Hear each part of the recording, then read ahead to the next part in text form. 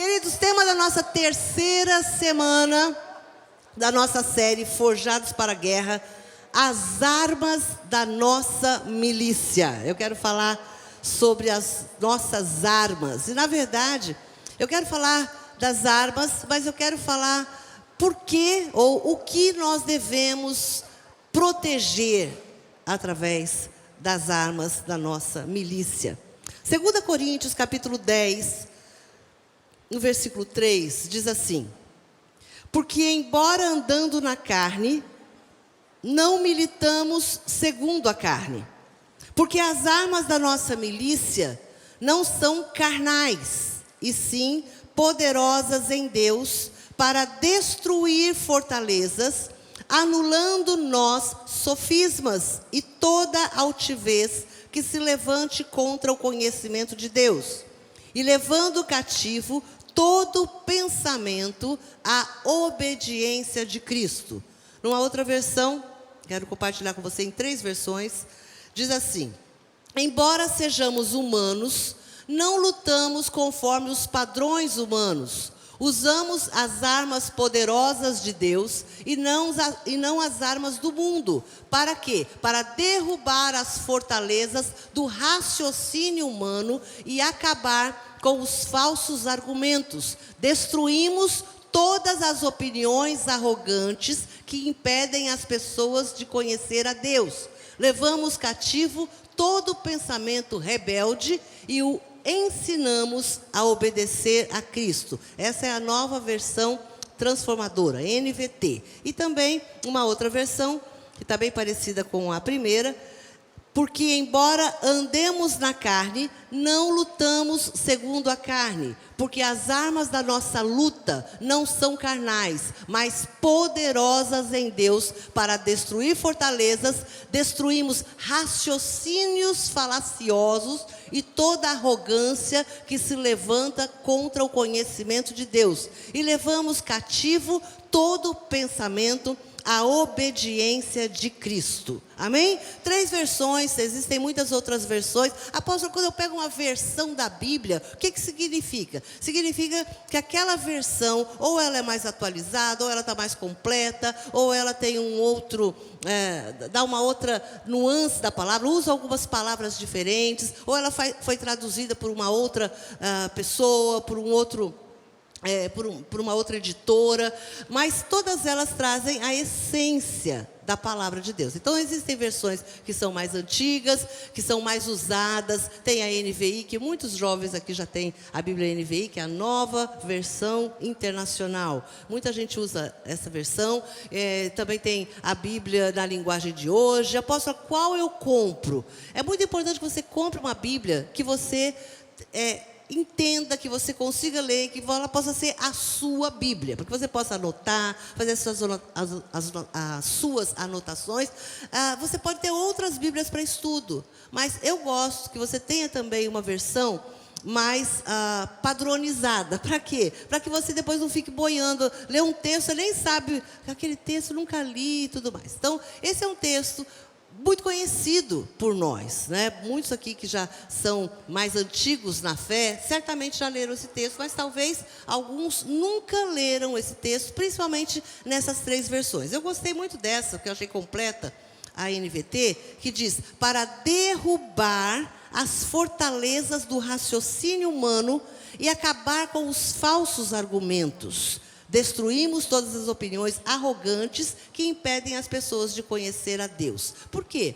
O que nós vemos hoje é exatamente isso acontecendo. E o que eu quero dizer nessa noite a você, quando vamos falar sobre armas da nossa guerra espiritual, as armas que temos que usar, armas são recursos para o enfrentamento. O que são armas? Recursos para o enfrentamento. Serve como defesa e serve também como ataque. Mas, de uma maneira geral, são recursos que temos para que você enfrente o inimigo durante uma guerra. Uma das guerras espirituais mais violentas que nós temos enfrentado hoje são as guerras que acontecem na mente. Onde? Na mente. Coloca a mão sobre a sua cabeça e diga: na mente. É interessante, eu vou dar alguns exemplos para você. Há um tempo atrás, bastante tempo atrás, a gente estava, eu acho até que eram umas 12 horas. E uma irmã me procurou, ela saiu daqui do culto e ela queria falar comigo, queria que eu orasse por ela, porque ela tinha tido um diagnóstico de câncer. Ela já tinha tido outros cânceres que ela tinha vencido, mas o câncer tinha voltado. E quando ela chegou lá no gabinete para oração, ela entrou na sala, ela abriu a porta e ela disse: apóstola, agora não vai dar mais, eu vou morrer. E quando eu olhei para ela, eu vi nela um espírito de morte muito mais poderoso do que o câncer que estava sobre ela. Ela tinha pensamentos de morte muito mais forte, atuando de uma maneira muito mais poderosa, de uma maneira muito mais violenta na vida dela, do que o próprio câncer, que estava completamente dominando todas as partes do corpo. É interessante porque quando alguém chega, muitas vezes para nós e diz assim: apóstolo, o meu casamento acabou. Onde que o casamento acabou? Na mente. Às vezes é um problema. Às vezes pode ser um grande problema que aconteceu. Às vezes pode ser uma traição, às vezes pode ser uma situação, uma briga, uma violência conjugal, às vezes um desentendimento. Eu não estou menosprezando o problema, mas eu estou dizendo que às vezes a gente já chega com a nossa mente muito convicta de que o casamento acabou, de que a vida acabou, de que não tem mais jeito, de que não tem mais saída, de que aquele é o maior sentença, já é um decreto de morte, é um decreto de falência, é um decreto de derrota, é um decreto contra nós. Então nós temos a tendência de construir derrotas a partir de um pensamento que cresce em nossa mente. Quando Golias foi afrontar o exército israelita, ele começou a declarar palavras já que os fazia pensar que eles eram derrotados, que não tinha como vencê-lo, que não tinha como enfrentar aquele gigante, que não tinha como sair daquela situação. Então, muitas vezes, nós entramos numa guerra, e ao invés de nós olharmos como vamos vencê-la, nós começamos a encher os nossos pensamentos com a derrota. O diabo quer aprisionar a mente do homem a mentiras disfarçadas de verdades. Diga: mentiras disfarçadas de verdades. O que significa isso? Nós lemos no texto: sofismas. O que são sofismas? Sofismas são mentiras que você ouve e elas soam aos seus ouvidos como uma verdade. Às vezes alguém mesmo, ela pode sustentar uma palestra inteira, uma aula inteira na sua escola, na sua faculdade, no seu curso. E você pode ouvir aquilo e ele está tão convicto de que aquilo é uma verdade, e na verdade está cheio de falhas, está cheio de incertezas, e você ouve aquilo, você sabe que é mentira, mas a maneira como ele conduz o seu ensino quer te convencer de que aquilo ali é uma verdade. Então o diabo, ele é estratégico nisso, ele é mestre, ele é aperfeiçoado nisso. Quando ele chega para Eva e diz: olha, o que Deus disse mesmo sobre essa árvore? Então já começa aí a uma confusão, a um sofisma, já começa aí a uma persuasão. Então o diabo, ele quer promover conflitos entre a palavra de Deus e a sua própria mente. Quantos de vocês, quando chegam às vezes diante de uma palavra, seja na célula, seja no encontro, seja no culto, você está ouvindo uma palavra, mas a sua mente está trabalhando com pensamentos contrários? É o que a gente chama de mente de combate.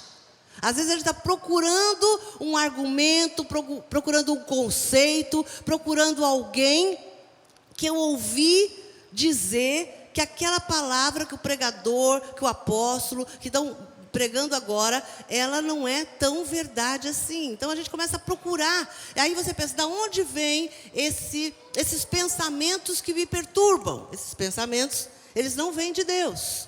Eles vêm do inimigo. Então, o diabo, ele quer promover esse conflito o tempo todo na nossa mente. Conflito entre a palavra e a nossa mente. Conflito entre os pensamentos de Deus e os nossos pensamentos. A Bíblia diz que os pensamentos de Deus, eles são muito maiores.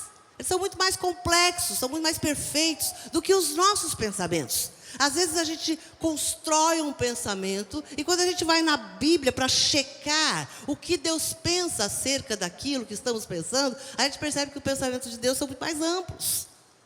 Apóstolo, como eu faço isso? Lendo a Bíblia. Lendo a Bíblia.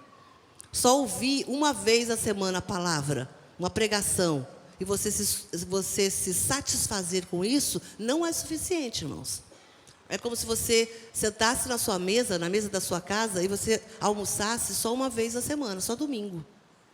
Que a pessoa, se você só comesse domingo, como você ficaria o restante da sua semana? Após quando chegar, quarta-feira, quinta-feira. Então, você só come quarta e domingo.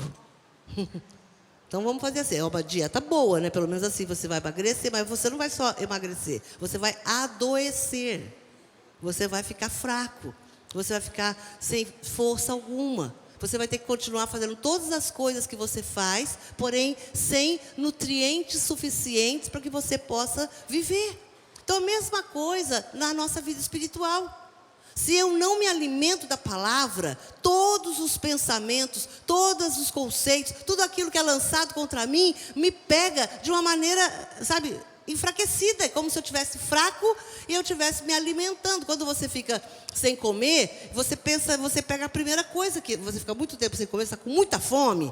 Você pega a primeira coisa que você vê. Você não pensa se aquilo ali é bom, se aquilo ali tem muito açúcar, não tem. Você quer saciar a sua necessidade vital, que é a necessidade que você tem de se alimentar. Então o diabo, ele trabalha nessa fome que a gente tem, nessa necessidade, nessa carência de respostas, nessa carência de certezas. Todos nós aqui temos carências de certezas. A gente não tem uma carência de certeza, querido. Como eu gostaria de saber como vai terminar esse ano. Como eu gostaria de saber como vai acabar esse governo. Como eu gostaria de saber como vai acabar determinada situação na nossa vida. Às vezes você foi ao médico, você vai começar um tratamento. Você quer saber como vai terminar aquele momento. Então, nós somos carentes de certezas. E o diabo, sabendo dessa carência que temos, ele promove conflitos. Conflitos entre a verdade da palavra e os nossos próprios conceitos. Queridos, se cada um de nós aqui tivéssemos o poder de escrever uma cartilha para reger a nossa vida, daquilo que você acha que é certo, que é errado, daquilo que você acha ético, daquilo que você não acha. Não precisa ir longe, não. Se você tivesse que escrever, se eu falasse para você assim, olha, hoje, lá na saída, tem uma caixinha de sugestão. Escreva e coloque ali o que você acha que a igreja, ou que você gostaria que a igreja tivesse e não tem, irmãos. Ao término, a gente provavelmente correria o risco de fechar a igreja e dizer, meu Deus, nós não temos nada que as pessoas querem. Então, às vezes essa sugestão, ela pode ser perigosa. Nós temos conceitos próprios. E se a gente for se basear, ou basear toda a nossa vida nesses conceitos, casamento acaba, a gente manda filho embora, a gente não para em lugar nenhum para trabalhar, a gente não para em igreja nenhuma, a gente sai, sabe, a gente sai procurando uma ilha para viver sozinho. E olhe lá, porque se aquela ilha não tiver o que eu quero, nem a ilha eu vou querer. Nem a ilha eu vou suportar. Então, o diabo, ele promove esses conflitos, ele é o promotor de conflitos. E é na nossa mente, é na mente que nós processamos as informações e as impressões. É aqui na nossa mente que nós processamos as limitações e as possibilidades. Aqui é uma regência poderosa que nós temos. É na nossa mente que nós processamos a santidade e a imoralidade. É na nossa mente que nós processamos os segredos e as revelações. É na sua mente que hoje, pela manhã, começou a ser processado você estar aqui hoje à noite. Você trabalhou o dia todo isso na sua mente. Se você acorda e já diz, eu não vou hoje, provavelmente você não estaria aqui. Você teria muitas razões, e as razões seriam todas justificadas aonde? Na sua mente. A nossa mente é um lugar de buscar justificativas. A mente, ela processa a nossa aliança com Deus, mas também as nossas alianças com o pecado, com o passado, com pactos que fizemos, com religiões que servimos, com pecados que cometemos, com demônios que já fizeram parte da nossa vida. Então, queridos, o que eu quero dizer nessa noite, quero falar um pouco mais nessa área, é que a nossa mente é a sede da nossa alma, mas também é de onde parte todas as nossas decisões. É da mente. Apóstolo, mas será que não é aqui, se eu ficar aqui 12 horas em jejum, em oração, buscando no meu espírito, orando em línguas, buscando a palavra, blindado aqui, será que eu não vou sair daqui mais crente, mais convicto, mais protegido, mais ungido? Vai, querido, mas se você não permitir que tudo aquilo que acontecer aqui cause diferença nas suas decisões, de nada vai adiantar. Não é só alma, são decisões. Então, quando nós entramos em guerra espiritual, nós não estamos entrando em guerra espiritual apenas pelas nossas emoções, pelos nossos sentimentos. Sabe, para você vencer uma situação, uma circunstância, uma guerra natural. Mas nós entramos em guerra espiritual para tomar decisões importantes, decisões que vão mudar a nossa vida, a nossa história, o nosso comportamento, o nosso futuro, o nosso destino, o casamento, a sua vida profissional, tudo aquilo que você faz. Agora eu quero falar um pouquinho com você sobre o efeito da queda. A queda do homem trouxe um efeito na mente humana, na mente. Satanás sabe que a mente do homem é algo tão extraordinário. Deus nos criou a sua imagem e semelhança. E parte dessa imagem e semelhança tem a ver com a mentalidade, com a capacidade de escolher, com a capacidade de tomar decisões, com a capacidade de denominar coisas. Às vezes você olha no espelho e fica buscando onde está a imagem de Deus em você fisicamente. Às vezes você diz, mas será que Deus é assim como eu fisicamente? Não, querido. São também atributos, são também ideias, são também valores. Não é apenas uma aparência, mas é aquilo que é a sua essência. O Senhor colocou em você a essência do Criador. O Senhor soprou em você do seu espírito, do seu fôlego de vida. Então o que você tem em você é parte daquilo que Deus colocou dele em você. Deus colocou algo dele em você.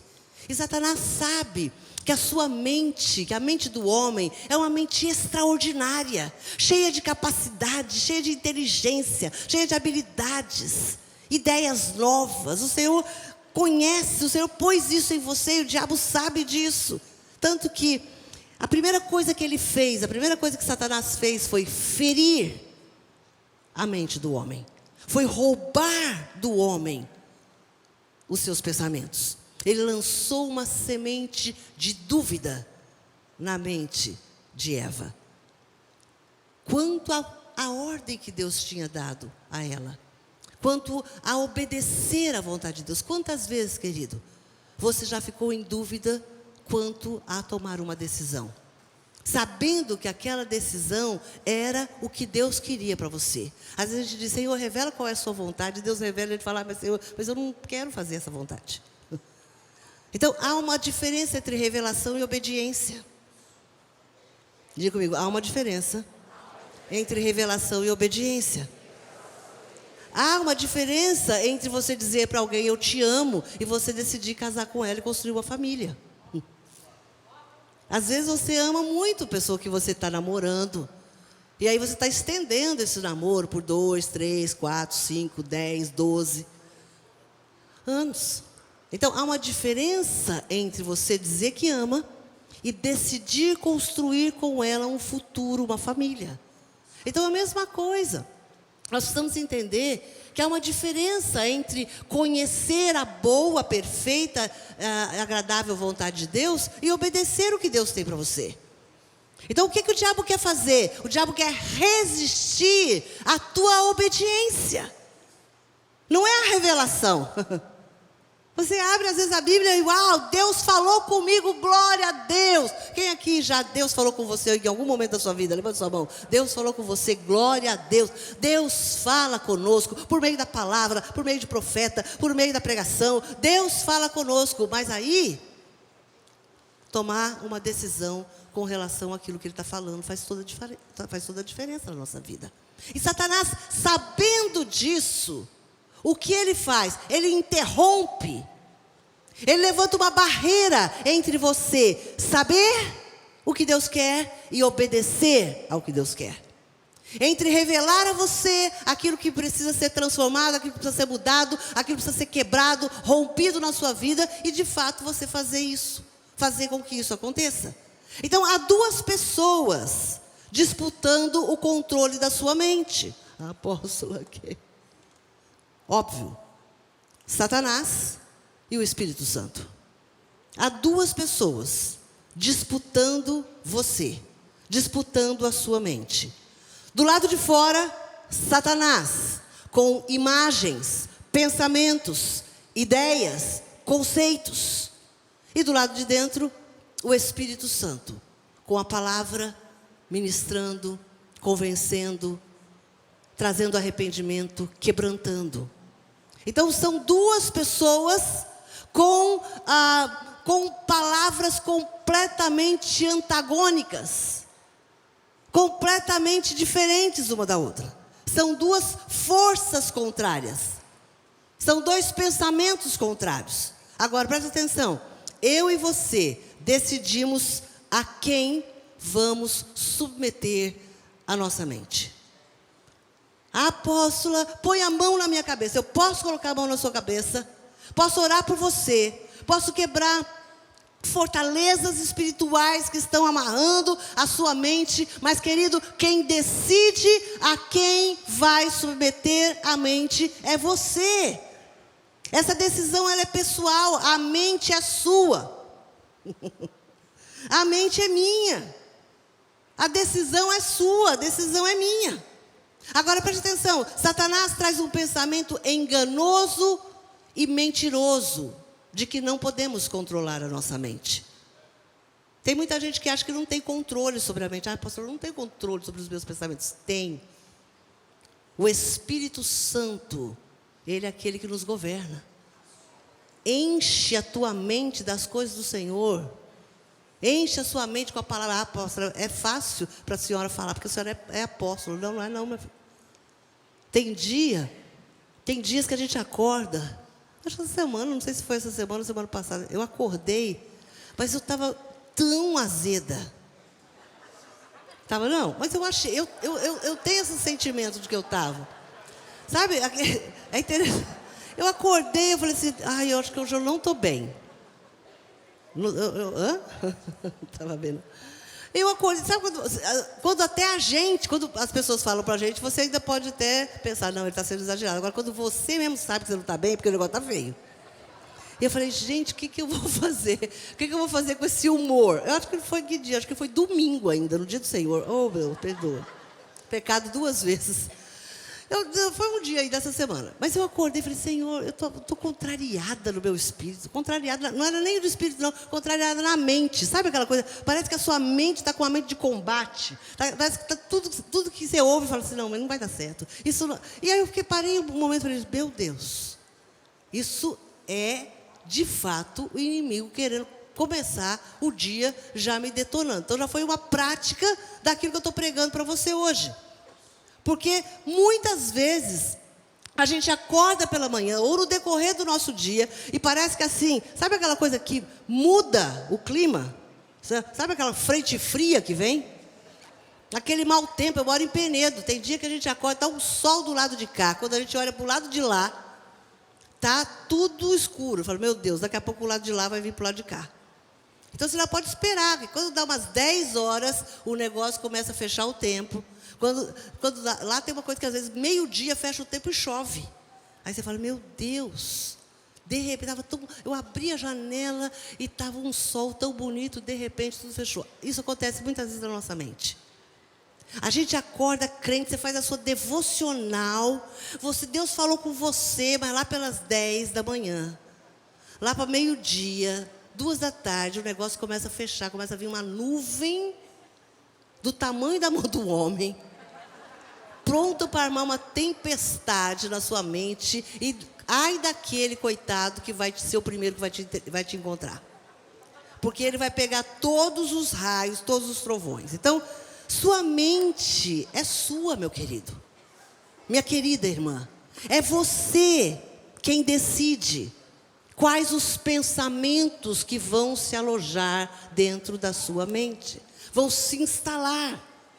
Veja esses pensamentos intrusos que vêm do lado de fora, como de fato o inimigo ao seu derredor, intentando contra a sua fé, contra as suas decisões, contra o seu voto, contra a sua santidade, contra a sua oração, contra tudo aquilo que você recebeu pela manhã.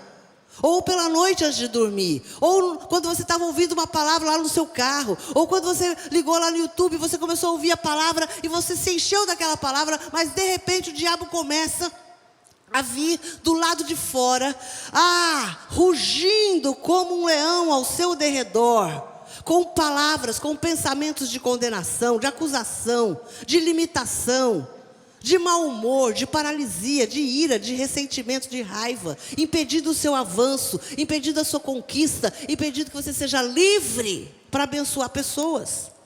Quantas vezes você tem sido oprimido e confundido por pensamentos? Faz um diário. Um diário, assim, você pega a sua agenda e coloca o seu estado emocional. Ou os pensamentos que te perturbam durante o dia. Faz um mapeamento de como muitas vezes o inimigo consegue oprimir o seu dia, oprimir os seus pensamentos, confundir você por pensamentos de derrota, de fracasso, de ira, de raiva, de desistência, de imoralidade. Então a nossa mente, como eu disse, ela é a sede da nossa alma. Agora preste atenção, dentro da sua alma existe algo que se chama vontade. Diga vontade. Como se chama? Vontade. O que é vontade? Vontade é o seu poder de decisão. Vontade é o seu poder de decisão. Tem gente que coloca a sua vontade à mercê de todo mundo. Você precisa ter controle. Você precisa ser, sabe, o que... Não estou falando... Tem o espiritual, que é o Senhor. Você coloca a sua vontade debaixo do senhorio da vontade do Senhor. Mas eu estou dizendo com relação ao natural. Você precisa ser senhor da sua vontade, meu querido. Não é o seu namorado, não é a sua namorada. Não é o seu marido, não é a sua esposa. Não é o seu amigo, não é a sua amiga. Não deixe que outro venha, sabe, macular a sua vontade. Venha controlar, venha te escravizar. Hoje em dia a gente vê isso todo o tempo. Às vezes a gente vai dormir, você começa a dar uma passada ali no Instagram, gente, é gente oferecendo de tudo para você. De comida a curso para ficar mais rico. De roupa a viagem. Você passa, vai. Os meninos falam que se você parar não sei quantos segundos, em um daquele lá, pronto. Aí ele já conhece a sua mente, já entrou lá dentro, já sabe a sua vontade por completo. É quase que um espírito maligno que entrou. Google. Ele entra e ele conhece toda a sua vontade. Mas às vezes a gente fica, sabe, a gente coloca a nossa vontade à mercê dos outros. A gente submete a nossa vontade. E o que o Senhor quer fazer é dar a você autonomia, autocontrole, domínio próprio sobre a sua vontade, sobre a sua decisão. É você quem decide naturalmente aqui na terra, sabe, nas decisões do dia a dia. Eu não estou falando sobre a soberania de Deus, eu estou falando, você está entendendo? Eu não estou falando sobre a soberania de Deus, você enfrentar a soberania de Deus. Estou falando do nosso dia a dia aqui. É você quem decide qual o rumo que a sua vida vai tomar. Quando você sai do seu trabalho, é você quem decide onde você vai parar. É você que decide para quem você vai dar uma carona. É você quem decide se você vai parar no lugar antes ou se você vai direto para sua casa. É você quem decide, meu querido. É você quem decide com o que você vai gastar. É você que decide o que você vai ver na sua internet. É você que decide o que você vai ver na sua televisão. É você que decide se você vai continuar uma conversa no WhatsApp ou não vai continuar a conversa. É você quem decide. É você quem decide se vai ou não se sujeitar à vontade de Deus. É você quem decide se vai se renovar na sua vida a partir da renovação da sua mente. É preciso que a sua mente seja renovada e restaurada pela palavra de Deus. Não basta simplesmente ir para o encontro, se aliançar ao projeto vida, passar pelo batismo, que linda, tudo isso é tão, sabe, é tão significativo, é tão emocionante, faz tanta diferença, sabe, em nós. São passos que damos, servir a Deus, vir para a igreja, ter uma consciência, ter um compromisso, ser dizimista, ser fiel, tudo isso é muito importante, tudo isso faz parte da nossa vida espiritual, meu querido. Porém, é preciso você entender que a sua mente precisa ser restaurada, renovada, curada, sarada, visitada pelo Espírito Santo, para que haja uma transformação completa na sua vida. Agora, o que pode atingir a sua mente e tornar você vulnerável ao inimigo? Deixa eu falar rapidinho aqui para você. Porque hoje eu quero orar para que você possa receber armas para enfrentar as guerras espirituais. Mas o que o Senhor me disse para ministrar sobre a sua vida é que você precisa estar blindado na sua mente. Por quê? Porque o lugar mais vulnerável que nós temos em nós é a nossa mente. E se a nossa mente não estiver blindada, se ela não estiver cheia da palavra do Senhor, se ela não tiver, sabe, o sangue do Cordeiro sobre ela, a marca do Senhor sobre ela. Interessante porque quando Moisés foi tirar o povo do Egito, naquela noite que o povo de Deus saiu, que os israelitas saíram, o anjo da morte passou e morreram todos os primogênitos do Egito. Mas o Senhor deu uma ordem para que o sangue fosse aspergido nos umbrais da porta dos filhos de Deus. Para que quando o anjo da morte passasse, ele visse o sangue e ele recuasse. Não tinha autoridade. O inimigo não tinha direito legal de tocar nos filhos de Deus, nos primogênitos das famílias. Sabe por quê? Porque o sangue era por sinal. Então, queridos, nós precisamos colocar o sangue como sinal na nossa mente, para que quando o inimigo intentar contra você, quando ele cirandar ao seu redor, quando ele vier com o terror noturno, quando ele vier com medo, quando ele vier com tentações, com pecados, quando ele vier com guerra pesada, com uma enfermidade. Eu não sei qual é a intenção, como o diabo vem vai vir contra você ou contra mim, ou uma situação que às vezes você diz, meu Deus, isso é uma guerra espiritual que eu vou entrar, mas que ele não encontre a sua mente completamente, sabe, livre, desprotegida, porque aí o diabo entra e ele toca, e ele te mata, ele te destrói, ele te rouba, ele te faz cair, e você pensa assim, meu Deus, a guerra foi pesada. Não, a guerra não foi pesada o suficiente, mas o que estava de fato vulnerável era a sua mente. Então a nossa não é o poder da mente, é o poder do sangue de Jesus sobre a nossa mente, cobrindo a nossa mentalidade. Então o que pode atingir a nossa mente e nos tornar vulneráveis ao inimigo? Em primeiro lugar, pensamentos do mundo. Diga, pensamentos do mundo. O que é o mundo, apóstolo? O mundo é uma massa de pensamentos, de ideias, de imagens, de aspirações, de alvos gerados pelo príncipe das trevas num mundo de pecado. Então a Bíblia diz que o mundo jaz no maligno. Então existe um pensamento do mundo. Existe uma maneira de pensar do mundo sobre todas as coisas. Se você tiver, é interessante porque na verdade a gente que é pastor, que é apóstolo e tal, o nosso convívio basicamente é com crente. E se não é crente, é alguém que é do mundo, mas quer virar crente, quer acertar, quer consertar a vida. Então, na verdade, a gente é um pouco meio que blindado, a gente é um pouco meio que um ET na Terra, né? Porque, pelo menos assim, tem uns 30 anos, pelo menos, que os nossos amigos são crentes.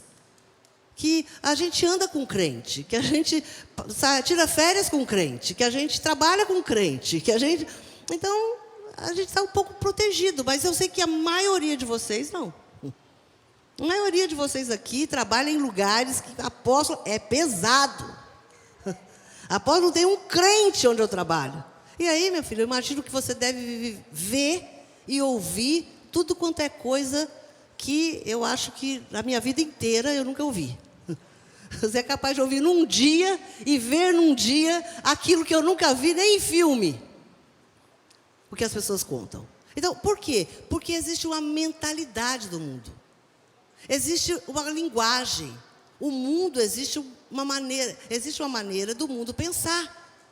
E quando nós nos convertemos, a gente tem um choque de ideias. Tem ou não tem? A gente tem um choque. A gente chega numa célula, principalmente quem se converteu já adulto. Você chega, porque quem veio de berço cristão, veio de uma... Mesmo que você desviou e voltou, você sabe mais ou menos aquela coisa assim, meio tipo, isso pode, isso não pode e tal. Mas e quem nunca foi crente? Quem aqui se converteu já adulto? Levanta a mão, tipo assim, depois dos 25, 30, olha só, bastante gente. Então você sabe o que é chegar às vezes num lugar e falar, meu Deus, como eu me comporto? Que roupa eu vou? Como, sabe o que eu falo? Eu posso fazer essa brincadeira ou não posso? Eu posso contar essa piada ou não posso? Eu posso rir assim ou não posso? É uma coisa. Eu me lembro quando eu fui estudar no seminário. Meu Deus, eu ficava pensando, porque lá tinha muita gente que era crente desde criancinha e não sei o quê, era missionário, filho de missionário. Eu falei, meu Deus, o que eu posso fazer aqui? O que eu posso falar? Eu ficava sempre tenso, eu falava, meu Deus, eu não quero... Eu lembro que eu pedia ao Senhor, Senhor, eu não quero orar em público, porque eu não sei orar. O dia que eu cheguei no seminário, primeiro dia, cheguei de manhã, à noite a gente ia fazer um evangelismo lá na Praça da Sé, em São Paulo. Olha só, evangelismo de rua, distribuindo folheto, pregando na rua. E aí subimos lá, tinha uma rampona assim, né, de chão, estrada de chão. Quando chegamos lá em cima, dei uma mão e alguém virou para mim e falou assim, oi Silvia, você ora para a gente sair? Eu, ai meu Deus, primeiro dia no seminário, eu fui orando no ônibus a viagem inteira, falando, Senhor, a única coisa que eu não quero fazer é orar. Foi logo no começo, quebrando e eu orando. Então, a gente quando vem, já adulto para a igreja, a gente fala, meu Deus, o que eu posso fazer na igreja? O que eu não posso? Vou cantar parabéns, eu posso cantar. É pique, é pique, é pique. Aí alguém vira para você, isso aí é do diabo. Ah, meu Deus, eu falei pique, pique a vida inteira. Ratibum, meu Deus, será que isso é do diabo? Né? Então, a gente não sabe muito bem o que a gente faz. Terminou de orar, faço o nome do Pai ou não faço? Irmãos, eu acho que você pode ser que tenha essa dúvida. Ou não, né? Mas o mundo tem pensamentos. Quando nós nos convertemos, o Senhor começa a nos transformar. E Romanos capítulo 12, no versículo 2 diz: e não vivam conforme os padrões deste mundo, mas deixem que Deus os transforme pela renovação da sua mente. Para quê? Para que você possa, a partir da renovação da sua mente, você vai conhecer qual é a boa, perfeita e agradável vontade de Deus. Então, não fica tenso. Em nome de Jesus. Não tenha medo. Por isso é importante você ter uma célula, um discipulador. Alguém que possa, sabe, ensinar você, que você possa fazer perguntas. O Instagram também é bom para isso, né? Porque a gente recebe de perguntas, eu e o apóstolo, os pastores da igreja. Apóstolo, posso, não posso? O que eu faço, o que eu não faço? Mas é importante. Por quê? Porque esses pensamentos, essa maneira do mundo pensar, Deus quer tirar de você. Deus quer tirar da sua mente. Ser forjado para a guerra espiritual, ser treinado para a guerra espiritual, significa: eu não penso mais como o mundo pensa. Os meus pensamentos são diferentes. Se alguém chega para mim, se uma amiga chega para mim e diz assim: ai, aconteceu isso, meu casamento, meu marido fez, o que eu faço agora? Qual é o pensamento do mundo? Ah, larga esse cara. Você está dando bobeira, você é nova, bonito, larga isso, vai procurar alguém que te valoriza. Aí você se lembra, não, peraí. Família está no coração de Deus. O Senhor pode restaurar o casamento. O Senhor quer mudar o seu coração. E você começa a pensar diferente com relação a um casamento em crise. Com relação a alguém que está nas drogas, com relação a um marido embriagado, com relação a uma esposa que está traindo, com relação a alguém que está passando por problemas de saúde. Enfim, você começa a pensar de uma maneira diferente. As nossas palavras, os nossos pensamentos, os nossos hábitos precisam andar em concordância com a palavra. Segundo lugar, confusão mental. O que pode atingir a nossa mente e nos tornar vulneráveis? Confusão mental. Há pressões contra a nossa mente. Há pressões por todos os lados. Circunstâncias, palavras, problemas.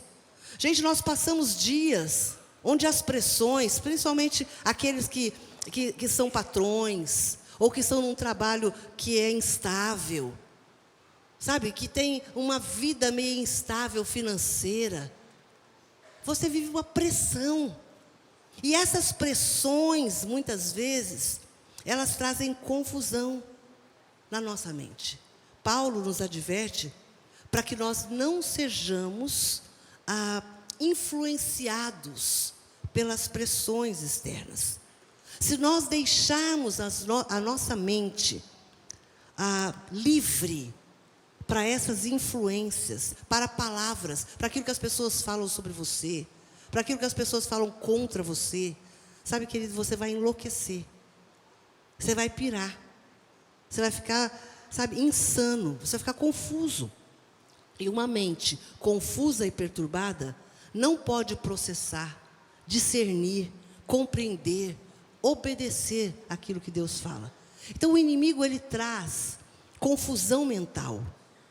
Ele traz agitação, ansiedade, aborrecimento, mau humor, insanidade, pensamento suicida, desequilíbrio, pensamento acelerado.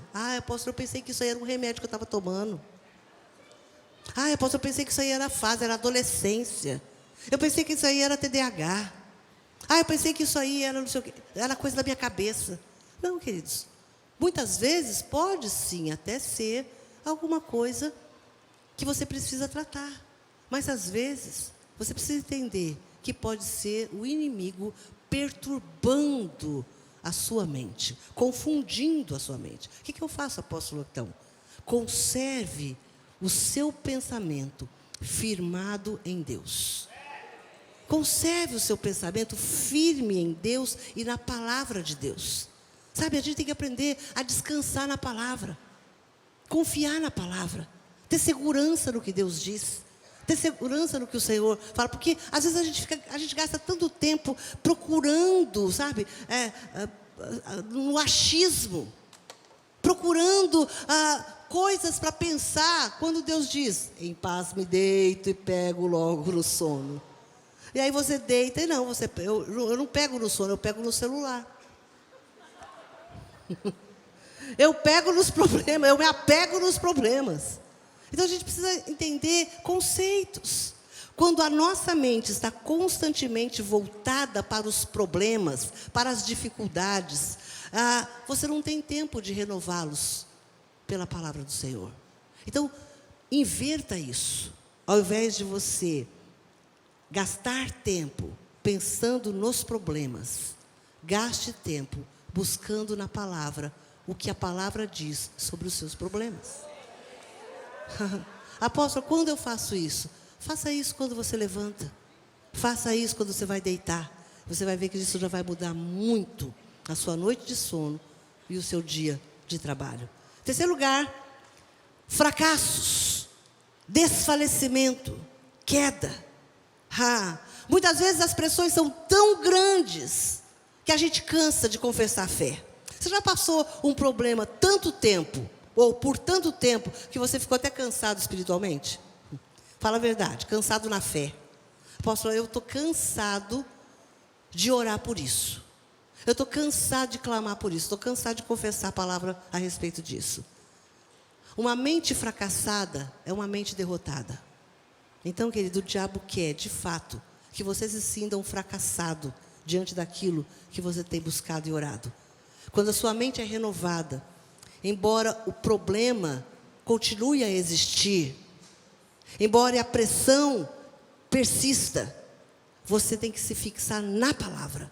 Porque, como eu disse, à medida que você se fixa na palavra, a vitória vai se manifestando. Isaías capítulo 26, versículo 3 diz: Tu conservarás em perfeita paz aquele cuja mente está firmada em ti. Por quê? Porque ele confia em ti. Então, se você quer paz acerca de algo, então você precisa entender que essa paz está na palavra de Deus ministrada na sua mente. O segredo da paz está em conservar a sua mente em Deus. Diga comigo, o segredo da paz está em conservar a minha mente em Deus. Quarto lugar, instabilidade da mente. Quarto lugar, instabilidade da mente. Apóstolo, instabilidade não é a mesma coisa de confusão mental? Não, confusão mental é uma coisa que o diabo começa a colocar, a fazer com que as pressões elas tragam confusão na sua mente. Já a instabilidade é a inconstância. Tiago capítulo 1, versículo 8 diz: Homem de ânimo dobre, inconstante em todos os seus caminhos. Então, mente inconstante é aquela mente que se deixa mover por tudo aquilo que está do lado de fora. Gente, tem gente que parece que está todo o tempo da vida olhando pela janela. Sabe? Não consegue olhar para dentro. Ele fica o tempo todo observando aquilo que está ao redor. Para quê? Para justificar a sua condição, a sua vida, a sua história, por aquilo que está acontecendo do lado de fora. Mas Deus, antes de agir do lado de fora, Ele quer agir do lado de dentro da sua vida. Agora, muitas pessoas estão instáveis na sua mente, por quê? Porque estão agitadas por aquilo que está acontecendo do lado de fora. Muitas orações não são respondidas por causa da incredulidade. E essa incredulidade é resultado de uma mente instável. A minha última confissão anula a primeira confissão. Então, às vezes, a gente fica lá instável. Você fala uma coisa quando você está aqui na frente e vem receber uma oração e libera uma palavra, você libera. Quando você chega lá no seu carro, você fala outra contrária. Qual vai prevalecer? A última. A última. Então, às vezes, você até mesmo lê um texto na sua devocional. Quando você deita, você fala uma outra com o seu marido. Ou você fala uma outra no WhatsApp. Ou você fala uma outra coisa. Sabe? É aquela história, tem muita gente postando aquilo que não está vivendo. E tem muita gente que está vivendo aquilo que não faz parte da vida dela, da realidade. Aquilo que é a realidade da vida dela. Está postando aquilo que não é a realidade. E às vezes a gente na fé faz a mesma coisa. Você acaba de receber uma palavra e aí você confessa outro logo mais à frente. Então essa inconstância, ela produz uma instabilidade mental. Agora, o tema da nossa noite é armas da nossa guerra. E o que as armas da nossa guerra têm a ver com a nossa mente? Sabe? O texto que lemos hoje diz que as armas da nossa milícia são poderosas em Deus. Para quê? Para destruir as fortalezas do raciocínio humano, anular sofismas, acabar com os falsos argumentos, desmascarar as mentiras disfarçadas de verdade, destruir toda altivez, as opiniões arrogantes que impedem as pessoas de conhecerem a Deus. Isso aí foi foi um resumo dos 3 textos que lemos nas 3 versões diferentes. Então, onde tudo isso se aloja?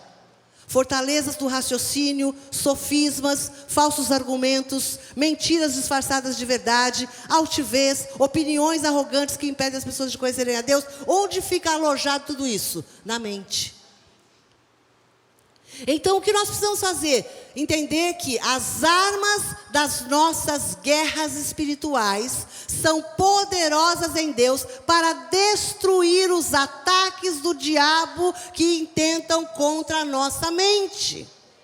Se a guerra é espiritual, as armas para enfrentar os inimigos precisam também ser espirituais. E as armas mais eficazes no enfrentamento do inimigo em relação à nossa mente é oração e confissão da palavra. Diga, oração e confissão da palavra. Diga, oração e confissão da palavra. Preste atenção antes de orarmos. Oração não é apenas uma apresentação dos nossos problemas, das nossas lutas, das nossas enfermidades, das nossas aflições, das nossas causas ao Senhor. Às vezes a gente acha que oração é isso. A gente acha que realmente o mais importante nas 12 horas que vamos passar aqui é o que eu vou escrever na ata de oração. As atas de oração, elas são importantes e parte de todo um projeto deste dia. Mas não é o mais importante. Então, querido, eu não estou menosprezando as suas necessidades. Mas oração não é simplesmente a apresentação das suas necessidades ao Senhor, por maior que elas sejam. Por mais opressoras que elas sejam, por mais angustiantes que elas sejam. Mas a oração não é somente isso. Oração não é um momento apenas para falar para Deus quais são as nossas necessidades. Mas a oração é a confissão da palavra de Deus em relação àquilo que nos traz ansiedade, aos nossos anseios, às nossas preocupações, às nossas guerras, às nossas lutas, às nossas enfermidades, aquilo que nos preocupa e ocupa a nossa mente. Então, orar a palavra. Por isso é importante eu conhecer a palavra, porque eu oro não segundo a minha vontade, mas segundo aquilo que Deus diz que é o meu direito. Então, oração e confissão. Diga oração e confissão. Diga de novo. Então, a oração e a confissão da palavra estabelece um fundamento, uma base sólida, uma rocha firme espiritual, para que você possa construir a sua vida em vitória. Não é simplesmente uma campanha, mas é uma vida de oração. A oração, querido, fortalece a fé. Diga, fortalece a fé. A oração, meu querido, fecha as brechas da incredulidade, da dúvida. Quando eu estou orando, eu estou levantando a minha voz, eu não estou apenas apresentando a minha necessidade, mas eu estou fechando as brechas na minha mente, nos meus ouvidos, todos os meus sentidos estão vivendo ali a palavra, recebendo a palavra, e estão fechando as brechas. Eu estou fechando as brechas para a incredulidade. Não é o que eu sinto, mas é o que Deus diz. Não é o que eu sinto, mas é o que eu creio. Quando eu oro, eu estou declarando o que eu creio, não o que eu estou vendo, não o que eu estou sentindo, não o que eu estou querendo, mas aquilo que eu estou crendo. A oração, ela traz as estratégias sobrenaturais para vencer. Interessante, o apóstolo falou que muitas vezes nas 12 horas a gente tem muitas palavras de Deus.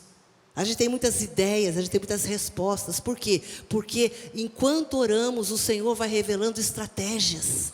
Às vezes você está orando por uma coisa, você está orando pela sua casa, pela sua família, pelo seu trabalho, pelo seu futuro. E o Senhor começa a trazer estratégias de como você vai entrar em lugares que parece que estão com as portas fechadas. O Senhor está movimentando os céus, o Senhor está movimentando a terra, mas o Senhor principalmente está movimentando o seu espírito. Quando você ora. A oração, ela mantém o nosso foco na verdade, no Senhor, em Deus, nas possibilidades, no milagre. Quando eu oro, querido, quando eu oro, eu me fortaleço no sobrenatural. É ou não é? Quando você vai lá em cima, quem aqui já foi lá orar na montanha de oração em algum momento da sua vida? Tem bastante gente que nunca subiu. Um dia você pode ir lá, acordar, sabe, num feriado, num dia que você desejar, num sábado, num dia de folga. Vai na montanha de oração, gasta um tempo ali, vai com a sua Bíblia. E gasta um tempo ali orando por alguma coisa. Sabe, você vai perceber que quando você ora, você mantém o seu foco na verdade de Deus. No que Deus pensa, no que Deus diz. A oração mantém o nosso espírito quebrantado. Sabe, queridos, quando eu oro, eu me ponho na presença do Senhor. Dificilmente a oração é feita com altivez. Quem gosta de orar aqui sabe disso. Dificilmente. Sabe, quem ama a oração, ele tem alguns. Quem ora muito, a pessoa tem umas coisas estranhas. Ela não é desse mundo, não. Apóstolo, nossa, estou até com medo de quem ora, mas é verdade. A pessoa você começa a orar, você começa a ficar com uns negócios assim, sabe, uns tique pessoal. Então tem gente, por exemplo, que gosta de tirar o sapato. Tem gente que gosta de fechar a porta do quarto, ficar quietinho lá dentro. Tem gente que fica... Você fala, meu Deus, o que a pessoa está fazendo? Tem gente que gosta de orar alto. Tem gente que gosta de se ajoelhar e ir para o chão. Tem gente que é novo convertido aqui, até se assusta quando você vem aqui na frente fazer alguma coisa e você vê o cara está deitado no chão, estirado assim. No domingo não se assusta, porque acontecem uns movimentos. Eu falo, meu Deus, o que é isso? Será que isso é de Deus ou não é? Tem gente que para estática e fica. Você fala, meu Deus, morreu em pé. Não, sabe, a oração é uma coisa, irmãos, que é uma coisa assim meio esquisita. Você chega lá em Israel, tem gente orando no Muro das Lamentações. É um muro grande que o pessoal ora ali. Então, todo mundo, sabe, tem os judeus que oram, tem os crentes que oram, tem católico que ora e vai lá orar. E aí tem uns que ficam. Aí você fala, meu Deus, o que está acontecendo ali? Tem outros que põem a cara no muro, põe a testa ali e ali ele fica, estático. Porque cada um tem a sua maneira. A oração, ela produz um quebrantamento. Tem gente que gosta de orar ajoelhado. Tem gente que gosta de orar prostrado. Tem gente que gosta de orar deitado, barriga para cima. Como você vai orar, não importa. A oração produz um quebrantamento. Produz um enfraquecimento interior.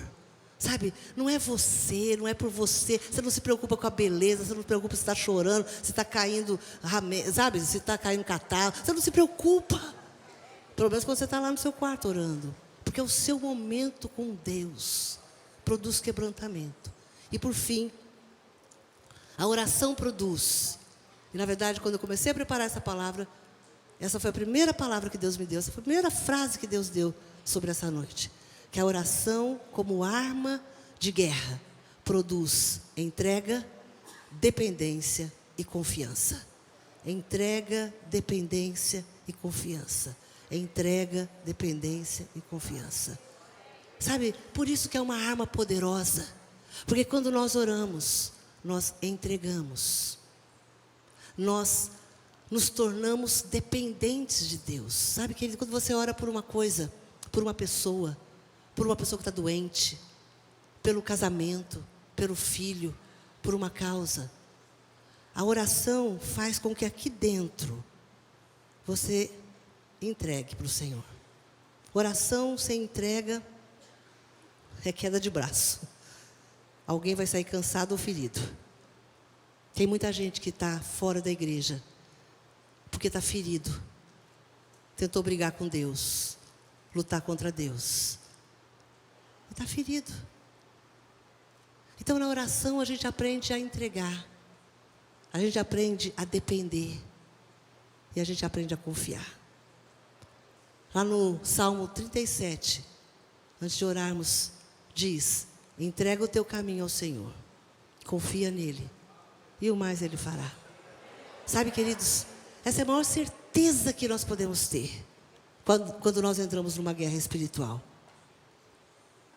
Que se entregarmos, dependermos e confiarmos, tudo o mais Ele fará. Então eu quero que você feche os teus olhos agora, nós vamos orar. Nós vamos orar, em primeiro lugar, pela nossa mente. Para que o Senhor venha blindar a sua mente. Blindar a sua mente. Eu quero convidar você a colocar as suas duas mãos sobre a sua cabeça. Eu gostaria de fazer isso. Gostaria de podermos orar por cada um de vocês. Sabe, colocando a nossa imposição de mãos sobre você.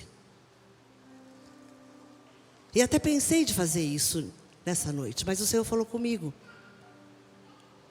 que, como eu ministrei sobre escolha e decisão, que ela é sua, que a mente é sua e é você que decide o que vai pousar nela e o que vai permanecer nela. Então, é você que impõe as suas mãos sobre ela. E antes de eu orar, eu quero convidar você a você fazer a sua oração pela sua mente. Você sabe em que você está sendo perturbado. Você sabe se a sua mente está confusa, se ela está instável, se ela está perdida, se ela está desfalecida. Você sabe se na sua mente você está passando por guerra, por agitação, se os seus pensamentos estão acelerados, ou se os seus pensamentos, a sua mente está mundanizada. Você sabe. Então eu quero convidar você a, por um instante, você ministrar sobre a sua mente. Ah, apóstolo, minha mente está tão agitada, minha mente está tão confusa, minha mente está tão ocupada, perturbada, ansiosa, cansada, amedrontada. Ah, apóstola, minha mente está tão insegura, tantas dúvidas.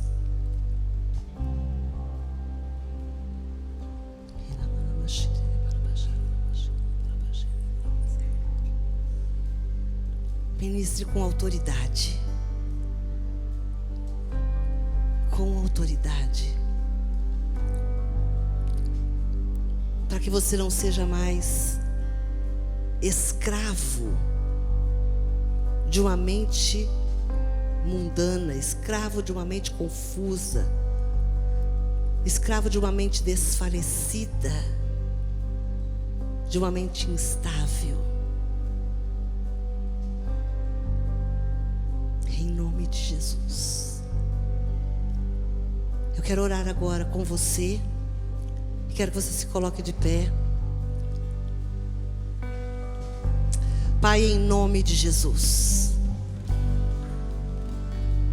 A tua palavra diz que as armas da nossa guerra espiritual, das nossas lutas diárias, das batalhas que enfrentamos, as armas, elas não são carnais, mas elas são poderosas em Deus.